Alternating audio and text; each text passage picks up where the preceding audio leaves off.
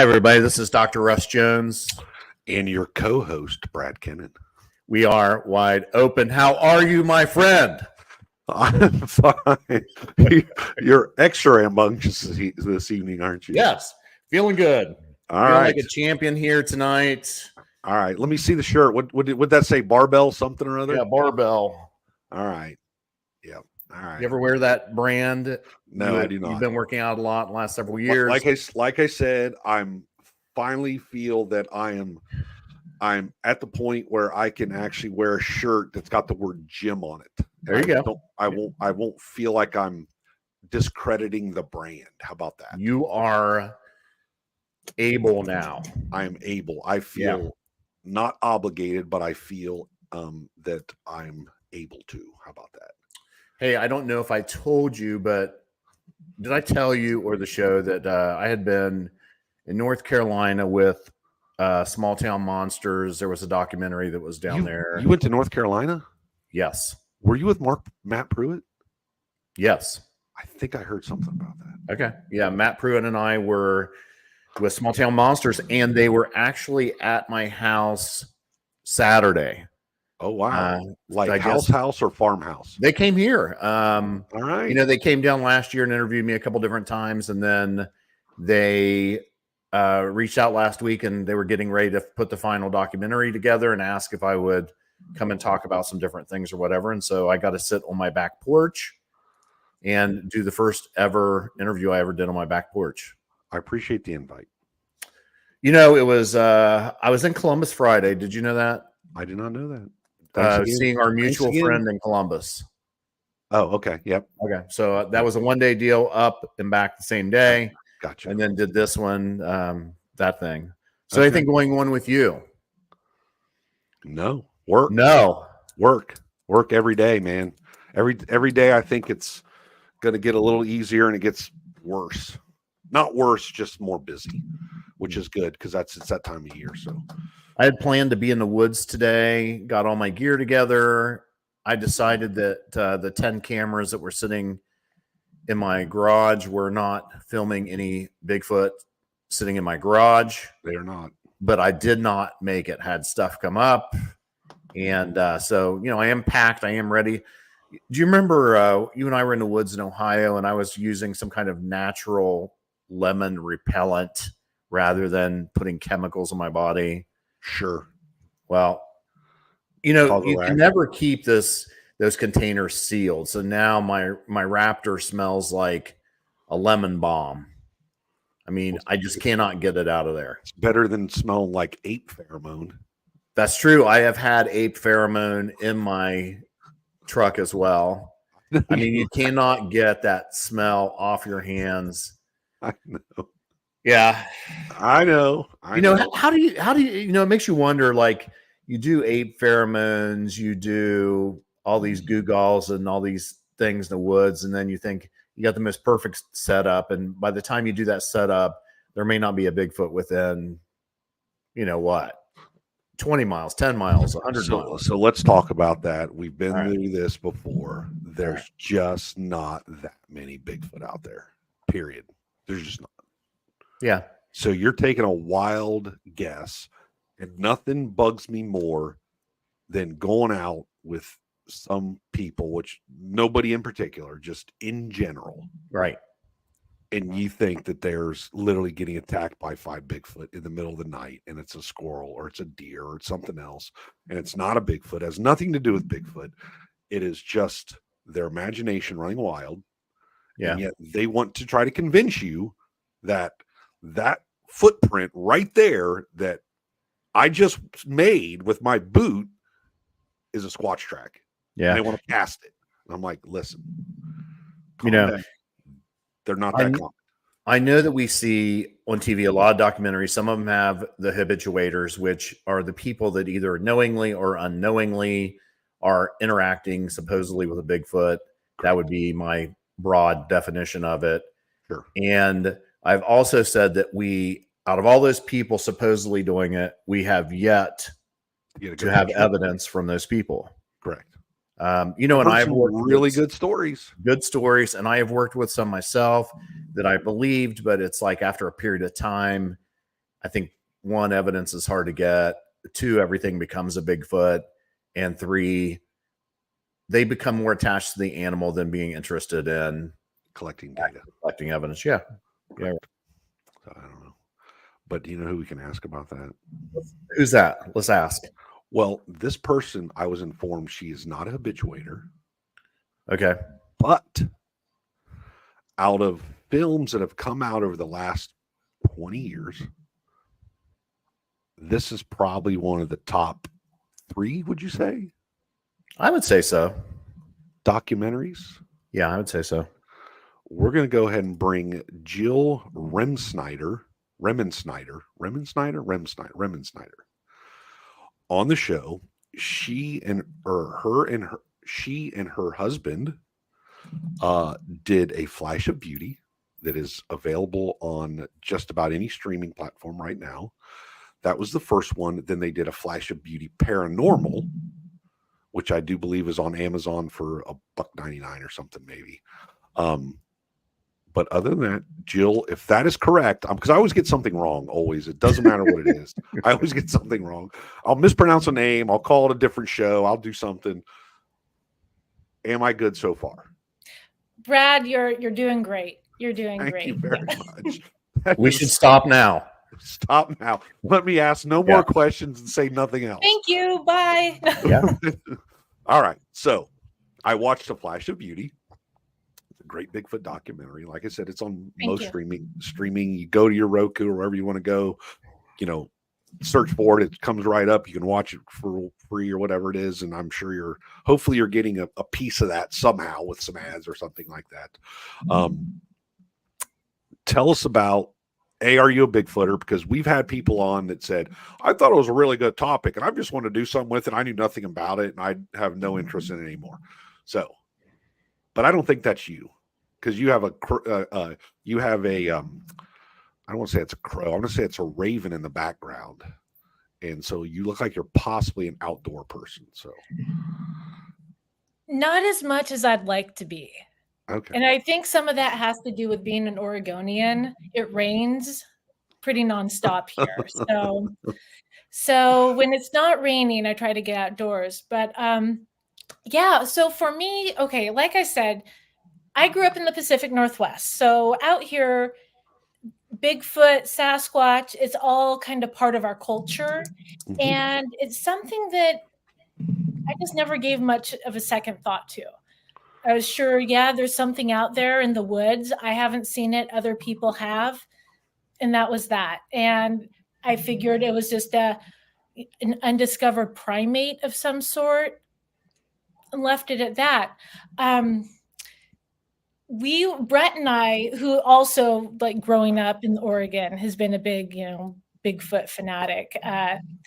We were invited to a get-together back in 2012 called Beachfoot. It's something that Todd Neitz has put together, and we were there with some film investors we were working on a sci-fi project with, and they said, "Hey, we have access to this Bigfoot, this private Bigfoot get-together. Would you like to come?" Well, yeah, of course. Who would turn that down? So right out of the gate, we became friends with Todd Neitz, Peter Byrne, Ron Moorhead, and a lot of other people that we stayed in touch with. So when the world kind of shut down in March of 2020, all of a sudden, all of our video production jobs came to a screeching halt, and we had a chance to do this project that we've always talked about.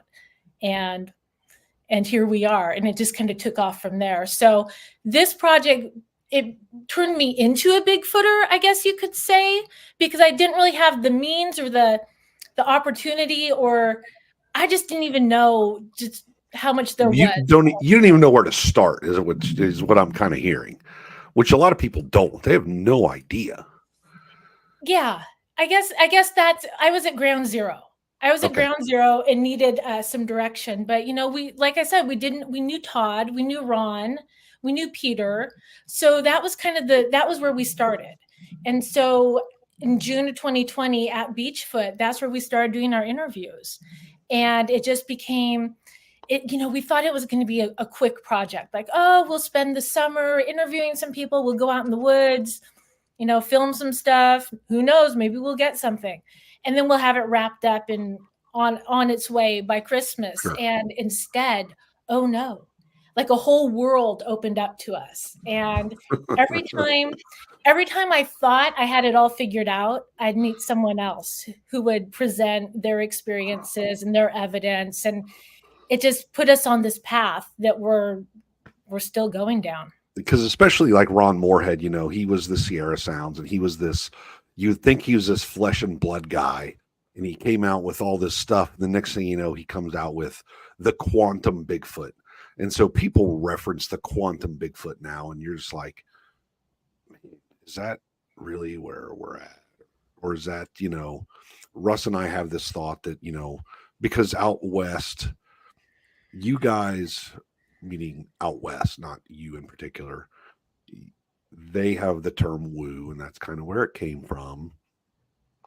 And it seems like a lot of people believe in woo. And out here, we're not so much, we're more flesh and blood type people. So did you run into a lot of the woo people out there? And I know, I'm trying to think, I don't think you really put that in your documentary, did you? Well, what we did, so how do I put this?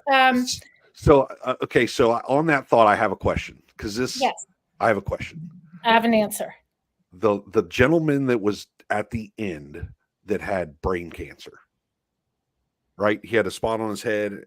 He had melanoma. And it was going into his brain. Yeah. So he goes and sees a Bigfoot, and he's like, hey, I've been alive for 10 years now, and I was supposed to die. Did he think that seeing a Bigfoot had impacted him, or was that sort of the woo aspect, or just fill me in? Yeah. So the encounter you're talking about is Daryl Wilson.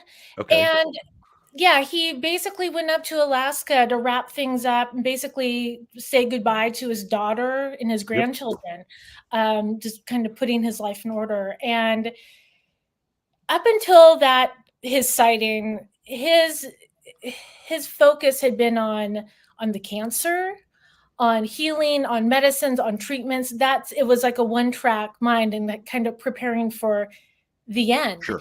And the minute he had his sighting, and as Mark Parker and Rich Germeau kind of state in our first documentary, when Daryl saw something that's not supposed to exist, correct, his whole paradigm shifted. Okay. And that became his focus.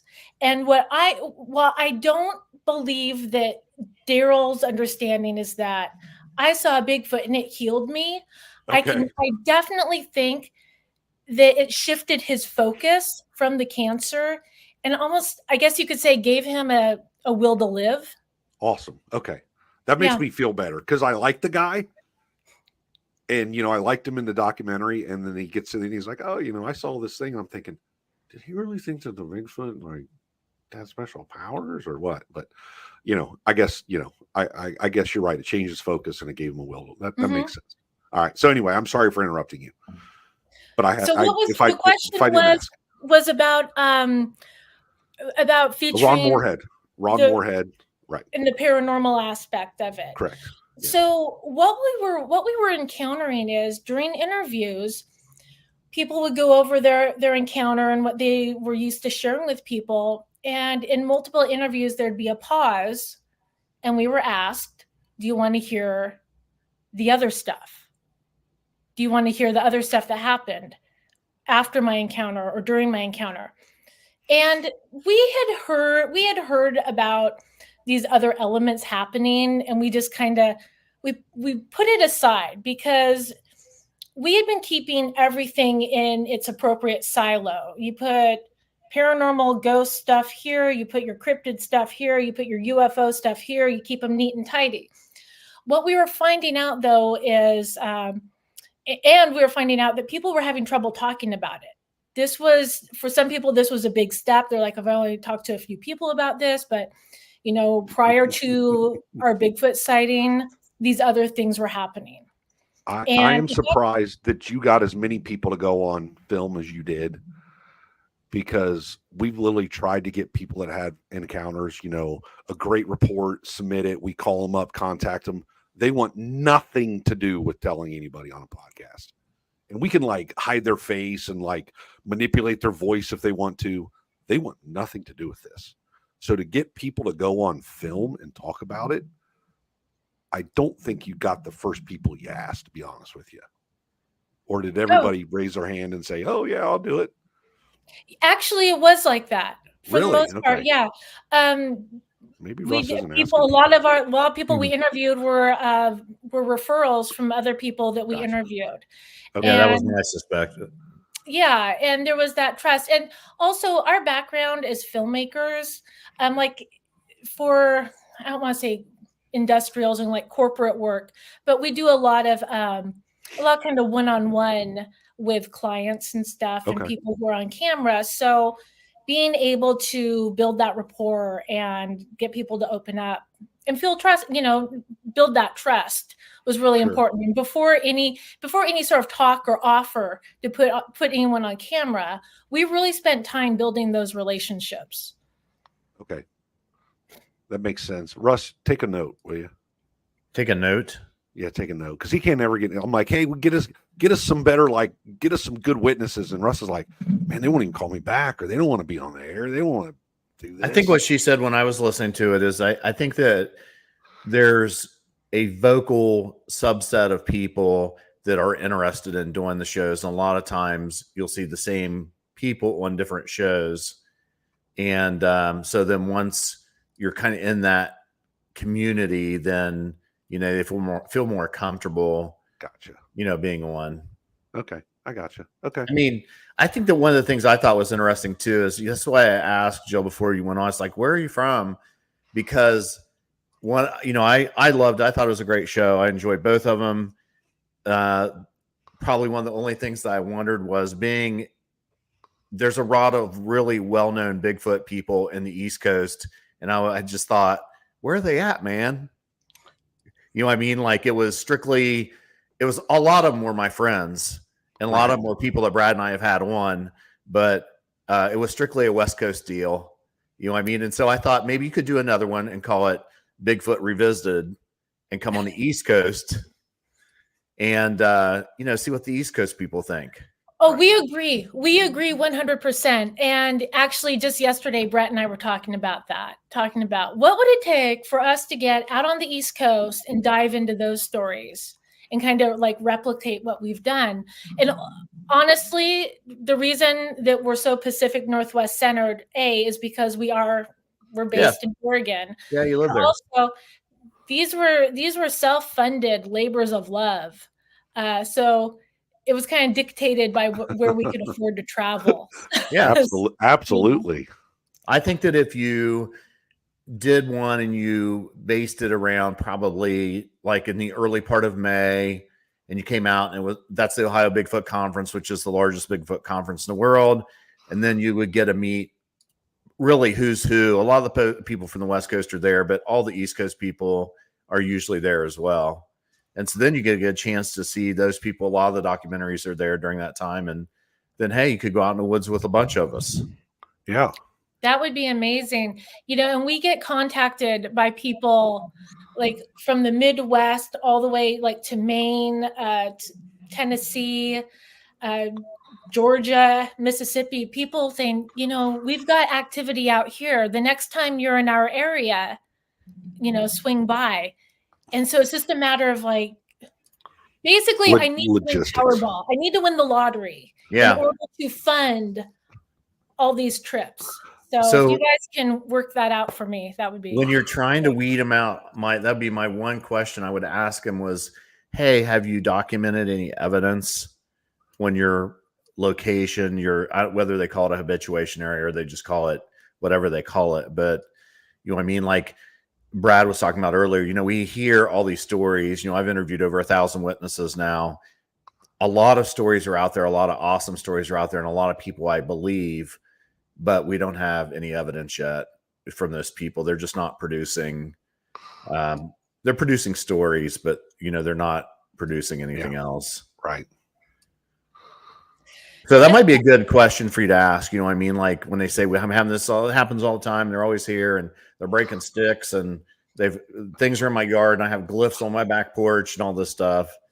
And you know what I mean? Like I think sometimes maybe with the citizen scientists, maybe they don't recognize exactly what evidence is. You know, a picture of a glyph or some sticks is not evidence. And, you know, vocals aren't evidence by themselves either. So, you know, it would be, I don't know. I think it would be hard doing what you're doing to weed people out that just, you know, a lot of times these are people that want to have stories they want to tell. Right. I think there also, a lot of it has to be, it's a bit of a character study also. I think some of those people that are just looking to, I guess, I don't want to say just for attention, but you can definitely tell, you can weed out the people who something genuinely, like they were affected by something versus there's some we've met a couple very over the top people who are more interested in how many people will see this and do I get paid for this versus what we're trying to do in like sharing people's experiences.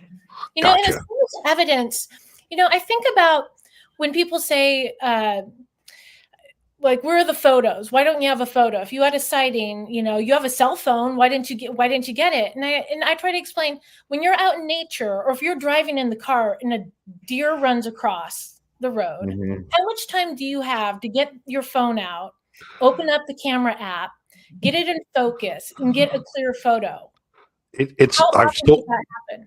I've literally told this story before. I was working on the side of the road one time doing what I do, and here comes a coyote across this big field. By the time I got my phone out, you're right, got it focused, got it turned on, this coyote's almost gone. And it's literally, I saw it for the whole field. It's a, 200-acre field. And I barely got a picture of it. I mean, I think that the thing that I'm looking at, Jill, is, of course, you don't know Brad and I, and you don't know that I have 41 game cameras and I've been doing it a long time and all this other stuff. But the question is the people that believe that they have action. It's not you go in the woods, you just happen to see a Bigfoot, you're not expecting it, you don't get a picture of it. These are people that supposedly have something happening all the time. They have no reason not to be able to try to come up with some type of evidence, whatever it happens to be. They may say that, Bigfoot smells my game cameras or he hears them or whatever it is. But I think that, I'd like to see them, come up with something for us. I mean, there's hundreds and hundreds of them across the nation. Let's get some evidence and see what they can do. And like I said, I probably personally have worked with, I don't know, less than 10. And I liked all of them, and I thought all of them had great stories, but they got impatient with the scientific part of it. They just weren't that interested in it. It just wasn't their deal. They like the story. They're all over the place on the internet, everywhere. They have their own YouTube channels. They enjoy the attention, that they get from Bigfoot. It's interesting. Yeah, and I'm going to say how you said you did a very good job of weeding those people out, which, you're right. There are people out there that simply just want attention. So anyway, back to your documentary. If I can just say really quick, we got lucky in a sense that I feel like a lot of people weeded themselves out. Okay. I think when they saw how serious we were taking it and we started talking about the other people who've gone on camera, that's when some of the people who might have been a little bit questionable kind of backed off and realized, you know what, this might not be a good fit for me. So going along with that, and I had to throw this out here, but before I ask, let me tell the listeners once again that, I mean, I thought it was great. And I thought it was one of the best ones done, and I really liked it a lot. But at the end of the original, there was it was just a costume, and it was apparent to all Bigfooters, anybody that does it seriously, everybody knew instantly. A lot of us knew exactly which costume it even was. But it made me wonder, I don't know, like, how did it get included? You know what I mean? Like, sure. Yeah. And you're talking about Rachel's photos. The one from the helicopter. It's from a plane. Yeah, But plain. so let me kind of set it up what happened. So Daryl, he was visiting his daughter in St. Mary's, Alaska. And after his sighting with her husband at the time, he was constantly, asking them, like, have you had any sightings? Have you seen it? And they were getting ready to come back to Utah to visit. And they thought, well, maybe we should take your plane up. So her husband, I gotta remember all the details.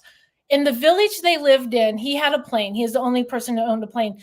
And basically they went out for the day and taking photos or just looking, but she took a lot of landscape photos. She got photos of moose. She got photos of maybe a bear or deer, definitely a moose. But while they were circling back, she was looking off in the distance and she said, there's someone wearing a red hoodie out on the field on the tundra. And so they circle back and they get closer and she's like, God, that person's moving fast up the tundra, and they got closer and she's like, that's a Bigfoot. She pulls up her camera, tries to snap off a couple photos, and it ran for the tree line. And that was that. So they went back and looked at him. And long story short, so she calls her dad, completely excited. She's like, we got photos. Long story short, Daryl mentions this to us and he's like, would you like to see the photos? And we're like, well, of course we want to see the photos. Yeah. So isn't that all of our, like, show me. Yeah. Right. Yeah. So we see the photos and we're kind of like, okay. And it stuck with us because we were pretty much done with the documentary. Mm-hmm. But we're just kind of like, especially Brad, he's like, I need to know the whole story about the photos. And so he called her up and he's like, Rachel, I gotta know what's this all about? Because it looks like a guy in a suit. So if there's something you need to tell me, let's just stop the conversation here. She's like, no, I know. That's what everyone says. And that's what it looked like. And when it was running up the tundra, it just kind of bended our mind. But we included the photos and we knew it would be controversial, but this is the way we see it. What she saw changed her life and changed her perspective about the whole subject. And if that instance made her, like, changed her paradigm in how she looks at the world and that she was able to stand by it, we figured, well, maybe there is something to this. Because at the same time, I feel like, a lot of people send us photos of the blob squatch where they say, it's right there. Don't you see it? Yeah. Like pareidolia stuff. And so, but there are the same people who've had their lives changed. So, and it gets, the whole Rachel photo thing could be a documentary in and of itself, because there's a lot more to the story that we would need at least 2 to 3 hours to get into. But what's really interesting is ultimately we took the photos out because it was a distraction to everyone else. Yeah. In the movie. But what was really interesting, Russ, is I started getting contacted by people who were like, why did you take out the photos? That's what my sighting looked like. Yeah. And that's what the one I saw, it was similar and looked like. And I'm just like, you see that all the time. There's just this week, there was some video shot, I don't know, it was last year sometime, and it was a hoax. It was for some campground, and they just periodically make their reviews again. And people that maybe aren't, people think that they're interested in Bigfoot until they meet people like us. And then they're like, okay, I'm not interested in Bigfoot. When we're talking to witnesses every single day and, in the woods 3 times a week and all this other stuff. And so, I don't know. I thought that there's always a certain subset of people, maybe 10%, that are going to believe, regardless of what you see. They're the ones on Facebook and Instagram or wherever that have the thing circled or whatever it happens to be. And the rest of us are saying, what the freak are you looking at? Come on. Those are the people that are the reason why scientists have a hard time being invested in Bigfoot, because there is people out there that are just doing so many abstract things that it makes it hard or a challenge, for people to take things seriously when they're, you're talking about some ape and then all of a sudden the ape's running through a portal and whatever it happens to be. But, it's before you were around, Jill. I mean, 10 years ago, this did not exist. There, Tom Powell did some BFRO reports that were interesting, and he wrote the book The Locals, and that was like 20 something years ago or whatever. But there was no such thing as woo stuff out there. It's just something that has proliferated just in the last decade. And I think that largely it's interesting that way. Do you think that it wasn't, when you say it wasn't happening 10 years ago, was it that it wasn't happening or people weren't talking about it? I think for sure that, many of us that have been taking hundreds and hundreds of reports, like I got my first Dogman report. I'd never had one. You would think inevitably I would get one. I've never had anyone talk to me about, glowing eyes. I've never had anybody talk to me about some of the things that are, the tracks come up and the tracks disappear, those type of things. So I think that what we see is that because of the popularity of the TV shows, people are out there all the time, but they just don't realize they're never in nature. Brad and I are out there all the time. We're just laughing. Sometimes we take these people in the woods. They're like, one time Brad was with these guys and he's like, there's something right there. And Brad's looking through a thermal and he's like, no, it's a squirrel. And the guy's like, no, it's too big. It's too big. And he's arguing with me in the middle of the woods. Yeah. This big noise goes on and Brad has to flip his light on. And here's this guy standing in the attack position because we're very far removed from the woods anymore. People are not out there often. We don't know the sounds, the animals any longer.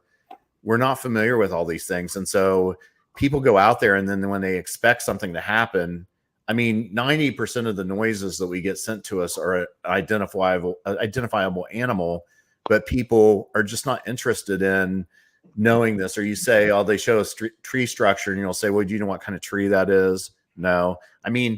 Do you know what kind of diseases strike that tree and at what height it strikes it? They're not interested in things. They actually are almost filmmakers and they stage trees not to show that the road's right there or there's a house here or whatever it is. I still think that it's important that we take the reports, we listen to the people and we try to be open-minded about it. But, I think that it's a slippery slope that we're on right now.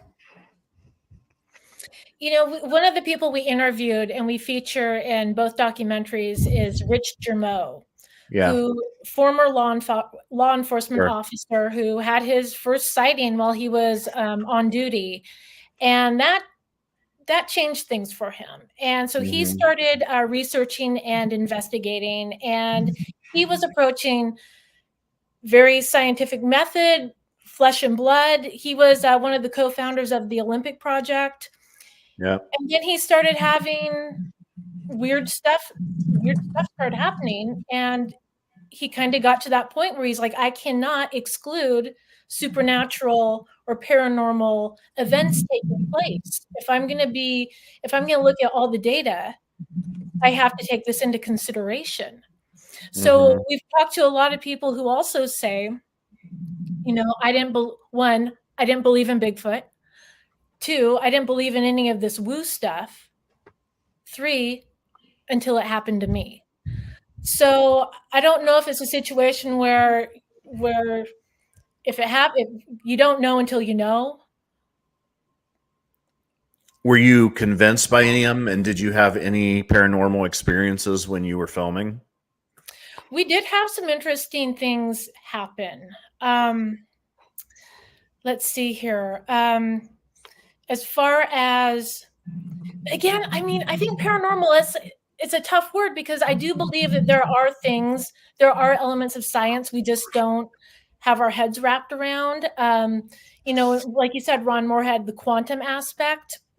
Dr. Simeon Hine really gets into, the manipulation of dark matter and relic neutrinos and how a Bigfoot type creature could be using those and manipulating them, just like how a cuttlefish or a squid changes colors and can like cloak itself and whatnot. Who knows? Maybe there's life forms that have learned how to do this. But Right. I laugh because I'm thinking of Dr. Meldrum, Matt Pruitt, standing in front of 400 people, doing a talk and saying, okay, Bigfoot was Gigantopithecus blackie coming across the China Lands Bridge. That's why we have a lot of sightings up in the northwest, because that was closest to China. So I'm thinking that there's nothing paranormal about that. It is simply something that came across the land bridge. It's been around China. They have proof it's physical. A cuttlefish, yes, it changes color and it's very smart. It can do weird things, and it does all these interesting things. We know nothing that goes on, because I don't think its brain is even like measurable. I think it's like its whole body's probably a brain of some sort that we don't understand. But for people to say that, do Bigfoot manipulate the quantum galaxy? I don't know, man. That just kind of. I don't understand why we have to.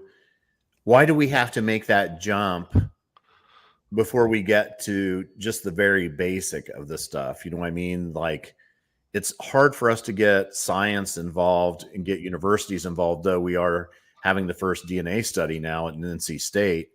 But how do we get them involved when, we're going to say, so you can't get evidence, but the reason why you can't get evidence is not because it's a rare creature and I'm never in the freaking woods and I'm not a freaking woodsman. So everything seems elusive to me because, I wasn't raised that way. I don't know. It's interesting. Right. No, and I definitely agree that there needs to be a scientific approach taken. And I definitely believe, you need to, like you're saying, you got to figure out like what other noises and what other animals are in the woods that would leave, evidence of, things being manipulated and whatnot. And what do tracks look like? Let's get DNA, studies done on hairs that we're finding. But I'm also saying that there's this other thing going on that people are experiencing. Are they connected, or do they just happen to be taking place at the same time? I don't know all the answers, but I'm just reporting and sharing what people. Right. people Yeah, sharing. I know. You're just the messenger. Yeah. I always had this. Right. I always had this thought that there are some people out there that may be on a little different wavelength. Does that make sense? So they're what they can see, what they can feel in the universe is maybe a little different than what I feel and what I can see, because I'm pretty black and white. And if something paranormal happened to me when I was out with Bigfoot, I would discount it. I just probably wouldn't even pay attention. I would walk on. I'd be like, oh, look, a flashlight. That's probably something in the woods that, a airplane flew over and, Sure. something, I mean? I would just make up something. Sure. I would not say, gosh, man, that could be a quantum portal opening and maybe that Bigfoot manipulate. I would never think that in a million years until it happens to me, then maybe I will. But I think there are people out there that are on a little bit different wavelength than other people. And maybe Absolutely. they're more in tune to stuff like that, like ghosts, or, there's some people out there that literally, man, they can see a ghost or they can see something. And I'm just like, I mean, in fairness, I remember there was a psychic that's well known on the West Coast, and her and I became friends, and Brad became friends with her too. And I remember she used to tell me to quit stomping around the woods everywhere. And, and there was probably a lot to, what she had said. Right. So I got to ask, though, and you alluded to it, but you didn't tell us. So what was the best paranormal event that happened to you when you were filming or in the woods, so to speak? Well, aside from, I'm going to kind of jump around a little bit here. I mean, aside from not having evidence and only just a firsthand report, is that feeling. And I don't know if you call it disembodied voice, but when we were, for the sequel, when we were filming with Tara Harris, who's a psychic medium, as we were doing her interview about communication and how communicating with Sasquatch, we all heard something howling just off in the distance. which was like right on cue, which was not paranormal. Let's put that under the realm of synchronicity. But the area that we were filming in, it's called, it's where Daryl Adams and Tobe Johnson were doing their habituation. And they were having a lot of activity there. And actually they were capturing a lot of great audio, trackways, you name it. And when you would go in there, there would be times when the forest would go silent. It'd go from a pretty upbeat, like friendly mood to all of a sudden all the bugs, birds, even like the wind. It's like you're in a vacuum. It's like someone flips a switch, and it's just the weirdest feeling. And there's that urge to, like, you have to, that fight or flight. This is that get out of Dodge feeling right then and there. But while that was going on, there were other occasions in there where, like Mike, our cinematographer, we would hear something on 2 feet. It sounded like a person walking or splashing through a stream. And we're like, okay, maybe a hunter's going to come up, or there's someone who's out exploring. No one ever appeared. And when we went back and talked to Tobe and Daryl about what was going on and what we heard that was so close, they're like, there's no water down there. There's no creek. So we're like, oh, that's interesting. And there's other times we've been down there when you hear things that aren't there. On one occasion, a woman's laugh, like a very distinct laughter, was happening right behind me. Oh, wow. Which is kind of unsettling when you think you're alone in the woods and then there's no one out there. But just to kind of go to paranormal and to the science, we were in the Midwest, Brett, Mike, and I, and we were out with some researchers, and we saw the eye glow. I don't want to say eye shine because it wasn't like we were flashing flashlights on them, but it was a self-generating type bioluminescent eyes. And the best thing I can compare it to is like in the comics or cartoons, when you see 2 eyes in the dark moving along and blinking at the same time. We were watching two things bopping along, and then others would come out and you'd see the blinking. Brett actually caught a photo of one, and we use it in the sequel, and you can kind of make out the iris and whatnot. So but as far as, I mean, the only other thing slightly that maybe falls under that paranormal umbrella is when we're actually on our way to interview Daryl Wilson at his house for the first movie. We were killing some time just outside of town in Vernal, Utah. And on his clear blue sky, we watched a cloud form with right angles and lines, and a silver disc fell out of it and landed on the ridge out in the distance. And you saw it? Yeah. I managed to capture just a clip of it. Where was this at? It was just east of Vernal, Utah, in the Skinwalker Ranch area. Oh, okay. And if you mention, I mean, weed's legal there, right? Well, maybe, I don't know. I'm just kidding. But we watched it. I actually caught a clip. Brett grabbed his drone, and it is one of those occasions. I mean, we have our car is full of all of our camera gear. Brett left his cell phone in the car, and coincidence, synchronicity, I don't know, but we're watching this cloud form. We're like, that's weird. What's going on? And what time of the day was this? It's probably about maybe 1:00 in the afternoon. Okay, so it's like complete visual daylight. Yeah, nothing like daylight. And he went back, grabbed his drone, put his drone up, gunned it up a little bit higher than what is. We're not going to say that. We're not saying that. The FAA might have been close, but anyways, as he moved towards it, he started getting, and there's no wind, There's nothing going on. He starts getting all these advisories. There's interference and not to hang things off his drone. He's never gotten that message before. Odd. Wow. Coincidental?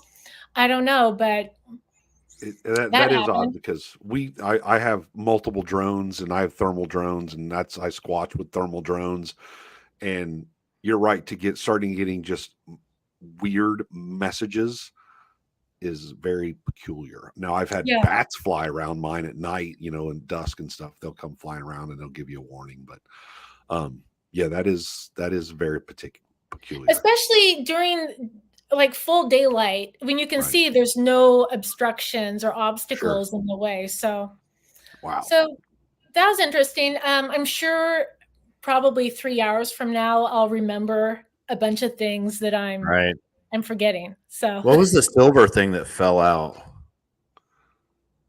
I don't know. No idea. Didn't get it. Okay.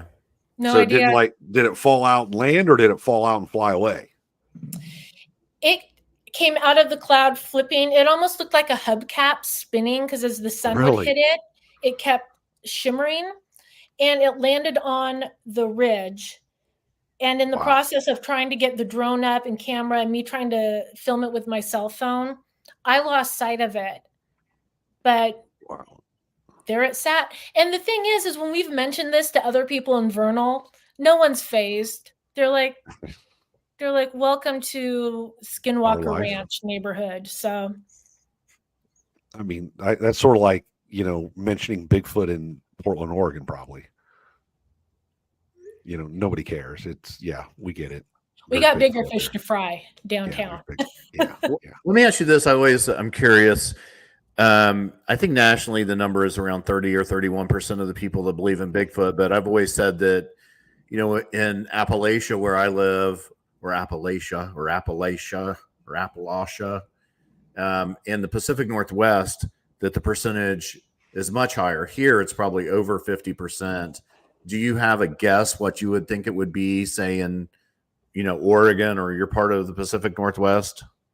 As far as a population or believers? No, the people that believe in Bigfoot of the public. I think for native Pacific Northwest folks, I'd say at least half, if not more. But I think there's a lot of people who just they don't care. It doesn't affect them or impact their day-to-day life.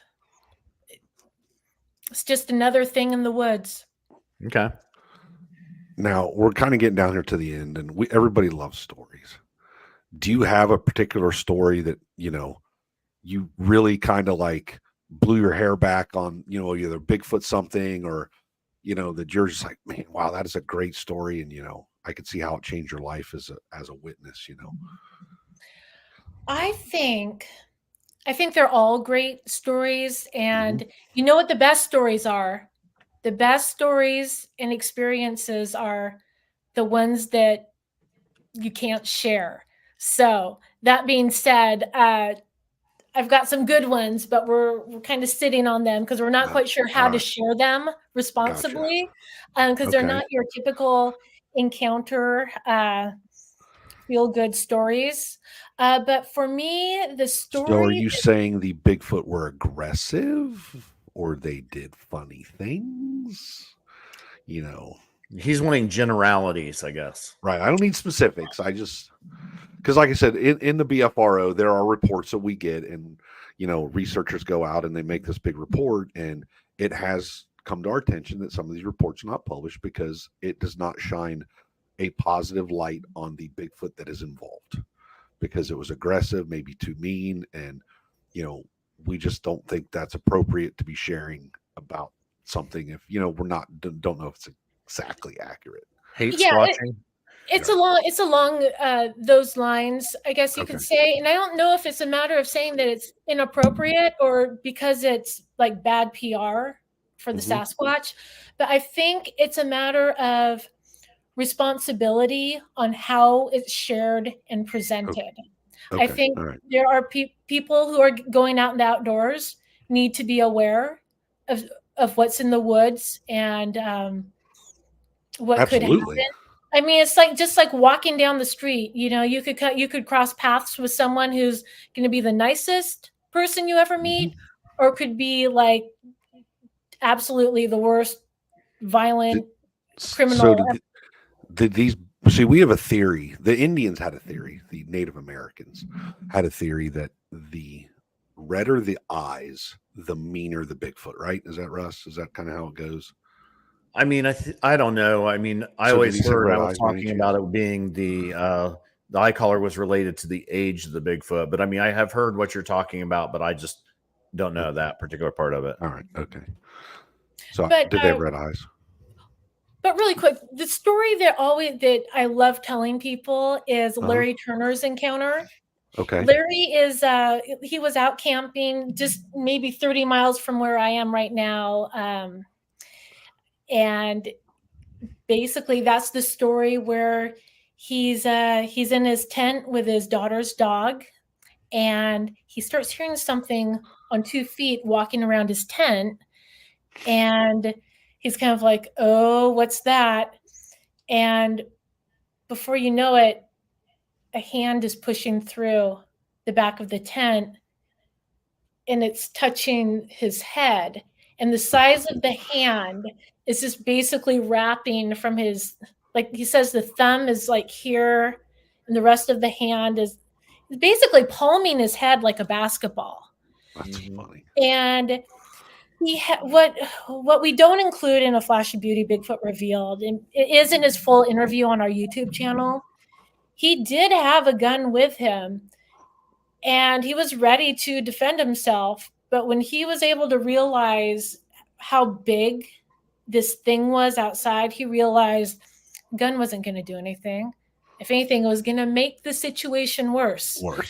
And ultimately, what he did was he got hit the key fob for his truck and set off the alarm, and Gotcha. It took off.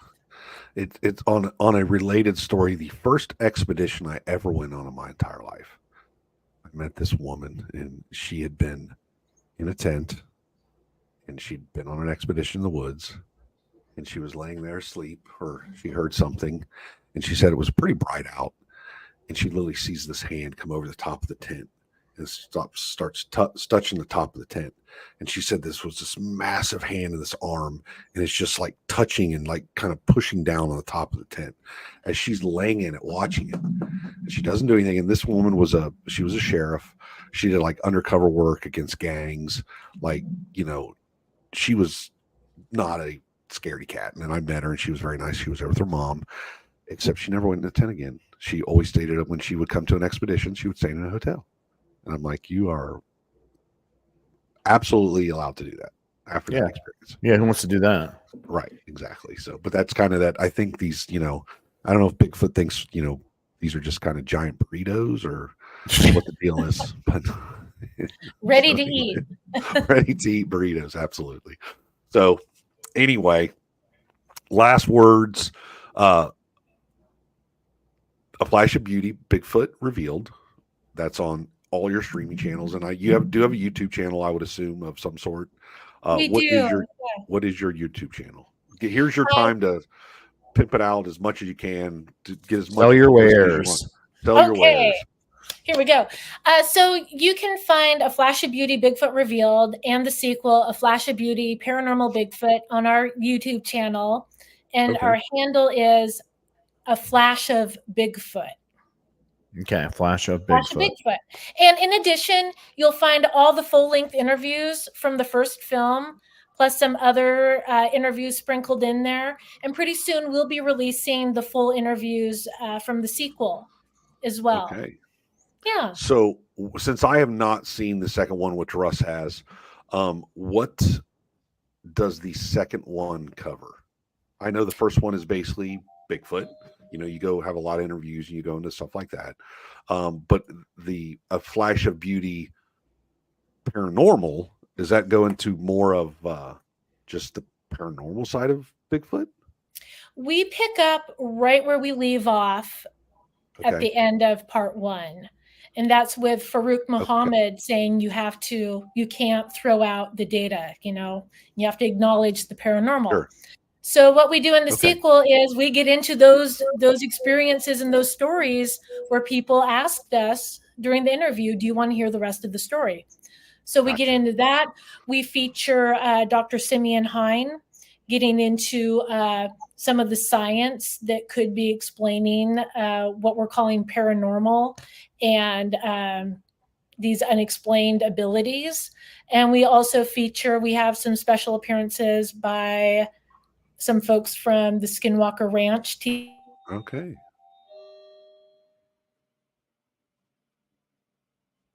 You okay, Brad? Yeah, I'm fine. Okay. You're hearing that noise. It's my driveway monitor that keeps going off. It's like a doorbell chime, so I apologize for Okay. that. I was gonna say I don't know. The internet's been really wonky today, so I don't know if we lost Jill. It looks like we possibly did. But on that note, like I said, a flash of beauty. Jill Remensnyder has been our guest this evening. We appreciate her doing it. And there she's back. She is. She's back. There she is. It got paranormal. What can I say? Exactly. The Wi-Fi is haunted. The government stepped in. They knew you were talking too much. And they're like, that's a whole other documentary that we could get into. But I would be on that. Looks like we ran out of time. Yeah, Brad would be on that one. I would be on the government's conspiracy of Bigfoot. I would definitely be on that one. Jill, thank you so much. You guys did an awesome job, and tell Brett we appreciate him giving us your time, stealing it away from him. And YouTube, do you have a website by any chance, or is it just on YouTube? We have the most rudimentary website ever. It's www.bigfootdoc.com. Bigfoot Docs. Doc. D-O-C. Okay, Bigfoot Doc. What are you? Aren't you the Bigfoot Doc? I'm the BigfootDoc.com. That is crazy. Well, that is great nuts. minds think alike. That's Brad. exactly right. I guess, man. Russ you didn't knows get everybody. The memo. Sometime I'll have to tell the story behind that. All right. That you tried to get. I tried to get it, and then when they did it, someone else had bought it, and they wanted $50,000 for the Bigfoot Doc.com, and so I had to settle for the Bigfoot Doc. Yeah. All right. You didn't shell out $50,000? No. I figure that's walking around money for you. That's a wham. I offered him $500. We call that wham money. That's walking around money. Wham money. That's wham money, walking around money. All Jill, thank you.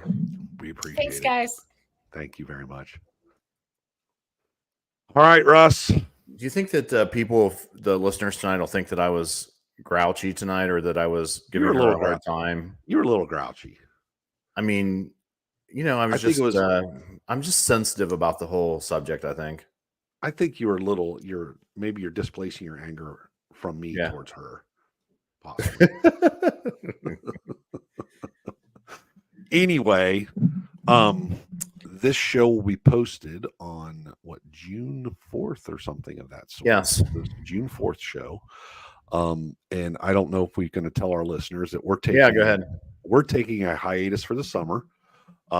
We do this every week, and we have lots of stuff going on in our personal lives. Everything from family to work to business. And during the summertime, it's just not that good. So got to get in the woods some too. Got to get in the woods some. And we've done 89 shows without a break. We've done 89 shows without a break. We've done one. I think we had 1 week we didn't have a show. Yeah, we had 1 week over the New Year. Right. So other than that, we're going to take a couple weeks off or a couple months off, and then we should be back around Labor Day, maybe. Around Labor Day. Yeah, give us the summer. Don't forget about us. Don't forget about us.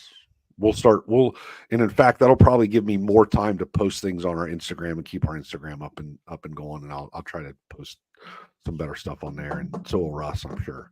Yeah. All right, there you go. Anything else? Thanks, everybody. What are you? The BigfootDoc.com? The BigfootDoc.com. You can reach out to West Virginia Bigfoot on Facebook. It's an active page. Yep. And Brad and I are both easy to find. Yep. Wideopenresearch@gmail.com. And like I said, thanks all our listeners that listen to us all the time. We're just taking a little time off, though. Anyway, we got Thanks, lots everybody. to do. All right, later.